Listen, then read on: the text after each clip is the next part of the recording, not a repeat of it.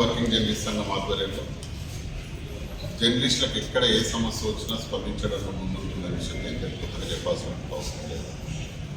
నిన్ననే క్యాబినెట్ సమావేశం జరిగింది రాష్ట్రంలో. రేవంత్ రెడ్డి గారి నేతృత్వంలోని ప్రభుత్వం ఒక నిర్ణయం తీసుకుంది. చాలామందికి అంటే దాదాపు 7 లక్షల కుటుంబాలకు అది ఆనందాన్ని కలిగించేది. ఈ రాష్ట్రంలో జర్నలిజం వృత్తిని నమ్ముకొని జర్నలిస్టుగా కొనసాగుతున్నటువంటి ఒక 40 నుంచి 50 వేల మంది జర్నలిస్టులకు ఇది నెత్తిన పిడుగు లాంటి వార్త.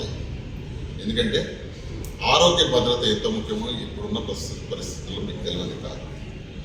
నిన్న మొన్నటిదాకా కనీసం ఓ హెల్త్ కార్డు ఉందనే భరోసా, కనీసం కార్పొరేట్ ఆసుపత్రిలో నడవకపోయినా నిమ్స్ లాంటి ఆసుపత్రుల్లో ఆ యొక్క కార్డు చెల్లుబాటు అయిపోవచ్చు. కానీ నిన్న తీసుకున్న క్యాబినెట్ నిర్ణయంతో ఎంప్లాయీస్ను జర్నలిస్టులను ఈ ప్రభుత్వం వేరు చేసినట్టయింది. దాంట్లో క్లియర్గా స్పష్టంగా అసలు మన ఊసే లేకుండా, మనకంటూ ఒక కార్డు ఉందనేటటువంటి సోయే లేకుండా ఈ ప్రభుత్వం ఏకపక్షంగా ఒక నిర్ణయాన్ని తీసుకుంది. 7.14 లక్షల మంది ప్రభుత్వ ఉద్యోగులకు ప్రయోజనం కలిగించే విధంగా ఒక హెల్త్ పాలసీని తీసుకొచ్చినటువంటి ప్రభుత్వం 826 కార్పొరేట్ ఆసుపత్రుల్లో అద్భుతంగా వైద్య సేవలు అందించేందుకు ముందుకు వచ్చినటువంటి ప్రభుత్వం ఆ యొక్క 7 లక్షల కుటుంబాలకు సంబంధించి 7 లక్షల ఉద్యోగులకు సంబంధించిన కుటుంబాలు 25 లక్షల మందికి ప్రయోజనం కలిగించేలా ఒక బ్రహ్మాండమైనటువంటి పాలసీని తీసుకొచ్చారు. అది ప్రభుత్వ ఉద్యోగులకు నేను నిజంగా మా యూనియన్ పక్షాన అభినందనలు తెలుపుతా ఉన్నాను. వాళ్ళు సక్సెస్ అయ్యారు కనీసం ఒక 6 ఏళ్ల తర్వాత. ఎందుకంటే 6 ఏళ్ల తర్వాత ఎందుకంటున్నట్టు 6 ఏళ్ల క్రితం కార్పొరేట్ ఆసుపత్రులకు చెల్లించాల్సిన బకాయిల విషయంలో కొంత అధ్యాపనం వల్ల వైద్య సేవలన్నీ జరగదు. కానీ ఈ 2 ఏళ్ల కాలంలో అసలు కార్డులే లేకుండా ముందుకు సాగినటువంటి పరిస్థితుల్లో ఇప్పుడు కొత్త హెల్త్ పాలసీ రావడం ఓకే. కానీ జర్నలిస్టులను ఎందుకు విస్మరించింది ప్రభుత్వం? అడగాల్సినటువంటి వాళ్ళు అడగడం లేదు. ఆ కుర్చీలో మాకంటే ఒక వ్యక్తి ఉన్నాడు, మీడియా అకాడమీ చైర్మన్, ప్రభుత్వం తరఫున ప్రతినిధి. జర్నలిస్టుల కోసం కొట్లాడాలి, మాట్లాడాలి.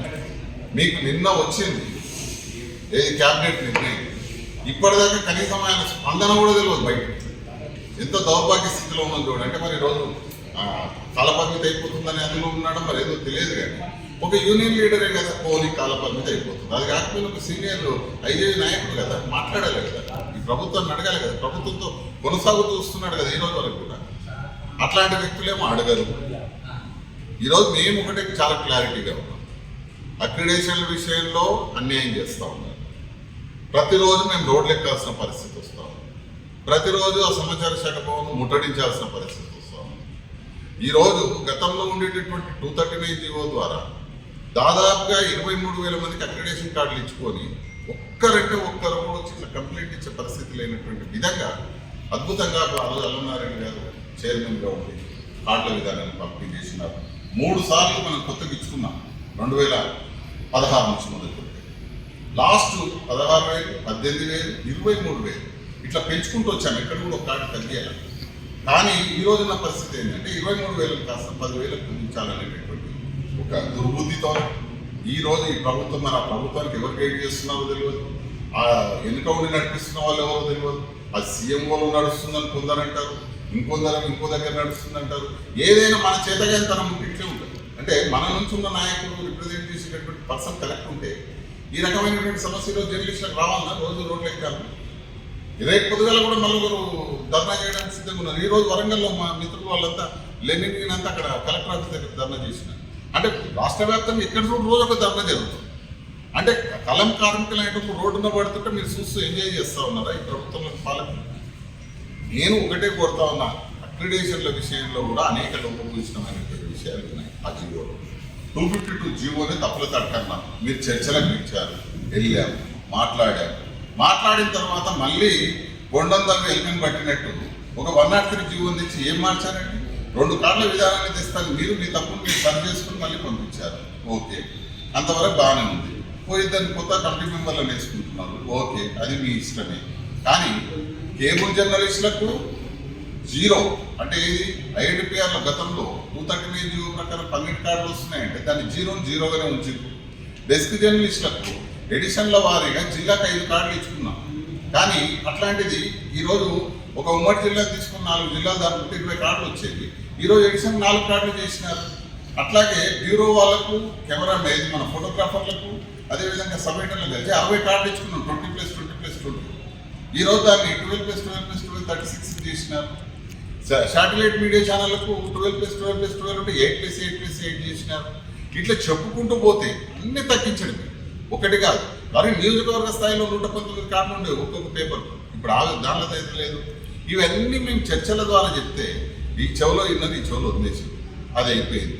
ఒక దిక్కు సరే చూద్దాం, ఇంకా ప్రయత్నం చేద్దామని ఒక నెల ఎక్స్టెన్షన్ వచ్చింది కదా, మనం ఎట్టి పరిస్థితుల్లో కోర్టు మెట్టిక్కడం జరిగింది. అదొక దగ్గర రేపు 26వ తారీఖు వీళ్ళు సంజయించుకోవాలి, జవాబు చెప్పాలి. హైకోర్టు ఏం ఊరుకోదు, మాకు న్యాయ వ్యవస్థ మీద నమ్మకం ఉంది. రేపు ఖచ్చితంగా హైకోర్టుకు వీళ్ళు జవాబుదారిగా వెళ్ళి చెప్పాల్సినటువంటి అవసరం ఉంది. అంటే ఒక దిక్కు జర్నలిస్టులు హైకోర్టును ఆశ్రయిస్తున్నారు, ఒక దిక్కు రోడ్డు మీద పడుతున్నారు, మీరు మాత్రం నిమ్మకు నీరెత్తినట్టున్నారు. ఇది ఇలా ఉంది అనుకున్న లోపలనే మళ్ళీ నిన్న మాకు ఒక పిడుగు లాంటి వార్త, జర్నలిస్టుల ఆరోగ్య భద్రత అంటే ఏది గాలి వదిలేసి ప్రభుత్వ ఉద్యోగులకు మాత్రం బ్రహ్మాండంగా ఇచ్చుకొని వాళ్ళని ఒక మచ్చిక చేసుకునేటటువంటి ప్రయత్నం ఏదైతే చేస్తామో, నేను మచ్చికను ఎందుకంటే నేను కానీ వాళ్ళకి ఇస్తున్నారు, మమ్మల్ని ఎందుకు వదిలేశారు, మమ్మల్ని ఎందుకు విస్మరించారు? మా సూటి ప్రశ్న అదొకటే. మేము ఈరోజు ఒకటి కోరుతా ఉన్నాం. మా జర్నలిస్టులు మా అంటే ఒక 40 నుంచి 50,000 మంది ఉంటారు తెలంగాణ రాష్ట్ర వ్యాప్తంగా, పార్ట్ టైం గ్రామీణ ప్రాంత విలేకరులతో సహా. వాళ్ళ కుటుంబ సభ్యులందరూ కలుపుకున్నా కూడా గతంలో ఉన్న జీవోలో జర్నలిస్టు పిల్లలు, జర్నలిస్టు భార్య, వాళ్ళ తల్లిదండ్రులకి అంటే 6 మందికి వర్తించే విధంగా, తల్లిదండ్రులు 6 మందికి వచ్చేటట్టు హెల్త్ కార్డ్ పాలసీ, అదే రకమైనటువంటి పాలసీ తీసుకొచ్చినా కూడా ఒక 2 లక్షల మంది మీకు భారమైందా? ఈ ప్రభుత్వాన్ని మేము ఒకటి అడుగుతున్నాం, మీకు 25 లక్షల మందికి ఇవ్వాలని సంకల్పించినారే, మేము 2 లక్షల మంది మీకు భారమైనామా? అంటే జర్నలిస్టులు అంటే మీకు అంత చిన్న చూప? ఇప్పటికైనా రేవంత్ రెడ్డి గారు మీరు కూడా కింది స్థాయి నుంచి వచ్చి ఈరోజు ఒక ముఖ్యమంత్రి స్థాయికి వచ్చినారు. మీలాంటి వాళ్ళు ఇంకా అనేక మందికి మార్గదర్శకంగా ఉండాలని మేము కోరుకుంటా ఉన్నాం. మీరు ఒక బెటర్ పాలసీ, మాది ఫస్ట్ అయితే మీడియా ద్వారా మేము ఒకటి విన్నపం చేస్తాం, మీరు ఒక మంచి పాలసీని ప్రభుత్వ ఉద్యోగులతో సమానంగా ఈహెచ్ఎస్తో పాటు జేహెచ్ఎస్ను కూడా పునరుద్ధరించాలి. అట్లా పునరుద్ధరించి జర్నలిస్టులకు కూడా సముచితమైనటువంటి న్యాయం చేస్తారనేటటువంటి విశ్వాసం, నమ్మకం మీద మాకుంది. ఆ రకంగా మీరు ముందుకెళ్తారని ఆశిస్తున్నాం. ఒకవేళ లేదంటే మాత్రం తప్పనిసరిగా మాకంటూ ఒక మార్గం ఉంది, ఖచ్చితంగా రోడ్లు ఎక్కుతాం, ముట్టడిలు చేస్తాం, ఆందోళనలు కొనసాగిస్తాం, భవిష్యత్ ఉద్యమ కార్యాచరణ అయితే తప్పకుండా ప్రకటిస్తాం. కానీ అంతవరకు తీసుకురావద్దు, మమ్మల్ని కనీసం కలంకార్మికులను గుర్తించండి. కలంకార్మికులకు న్యాయమైనటువంటి డిమాండ్ ఈరోజు మేము కొత్త డిమాండ్ మేము ముందర పెట్టడం లేదు. యాజ్ పర్ ఏదైతే 2015లో వచ్చినటువంటి జీవో నెంబర్ 65ను పునరుద్ధరించే విషయంలో ఈ ప్రభుత్వం వెంటనే చర్యలు తీసుకోవాలి. ఎట్లాగో ఒకవేళ మీరు అకాడమీ చైర్మన్ వాళ్ళని పిలవడానికి మీకు ఒకవేళ ఇబ్బంది అయితే జర్నలిస్ట్ సంఘాలుగా మమ్మల్ని ఆహ్వానించండి, మేము కూడా చర్చలకు వస్తాం, తప్పనిసరిగా మీతో చర్చిస్తాం. అవసరమైతే దీన్ని ఏ రకంగా తీసుకొద్దామనే విషయంలో కూడా మా సలహాలు సూచనలు ఇస్తామని తెలియజేస్తూ తప్పనిసరిగా హెల్త్ పాలసీని మాత్రం జర్నలిస్టులకు తీసుకురావాలని కోరుతున్నాం. Thank you.